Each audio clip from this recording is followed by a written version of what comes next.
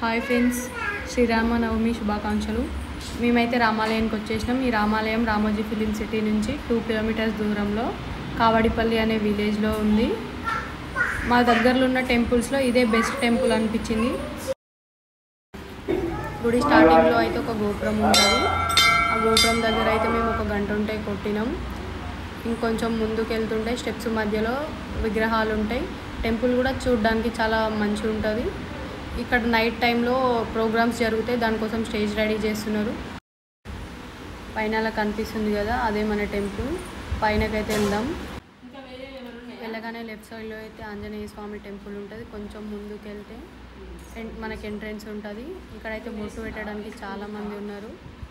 మేము కూడా బొట్టు పెట్టించుకున్నాం. టెంపుల్కి వెళ్తే అదొక ఫీల్ ఉంటుంది కదా, సో బొట్టు పెట్టించుకోవడం అయితే అయిపోయింది. ఇది వచ్చేసి మన ఎంట్రెన్స్ గుడిలోకి వెళ్ళడానికి. మనకి శ్రీరామ్ అనగానే రామబంటు హనుమాన్ గుర్తొస్తారు కదా. మేము లోపలికి ఎంటర్ అవ్వగానే మాకైతే హనుమాన్ వేషం వేసుకున్న ఒక అతను అయితే ఎదురొచ్చిండు. సో అట్లా అతన్ని కలిసేసి మేము లోపలికి దర్శనం కోసం అయితే వెళ్తున్నాం. మాకైతే లాస్ట్ ఇయర్తో కంపేర్ చేసి ఈ ఇయర్ కొంచెం తక్కువ పబ్లిక్ వచ్చినారు అనిపించింది. మేమైతే దర్శనం చేసేసుకున్నాం.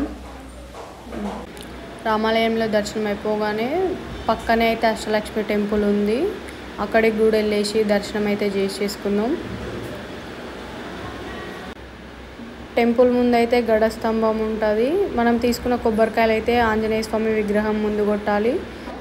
ఇంకా శివుడు స్టాచ్యూ అయితే ఉంటుంది స్టాండింగ్. ఆ పక్కనే వినాయకుడు విగ్రహం ఉంటుంది. ఇక్కడైతే కళ్యాణం జరుగుతుంది.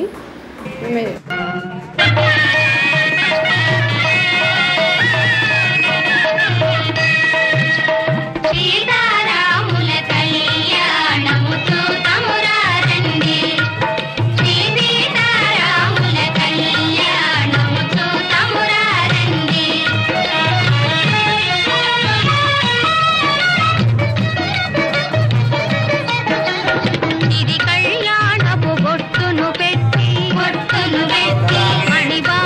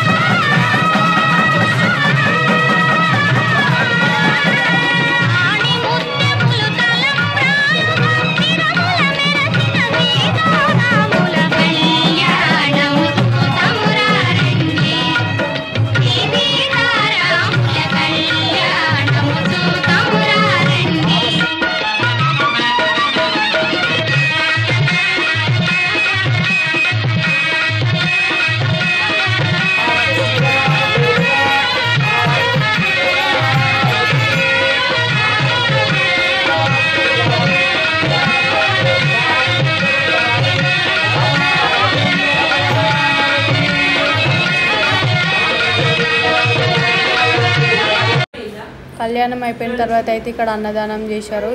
చాలా రకాల వెరైటీస్ అయితే ఇక్కడ ఉన్నాయి. మేమైతే ఈ కొన్ని వెరైటీస్ ట్రై చేసినాం. ఫుడ్ అయితే బాగుంది.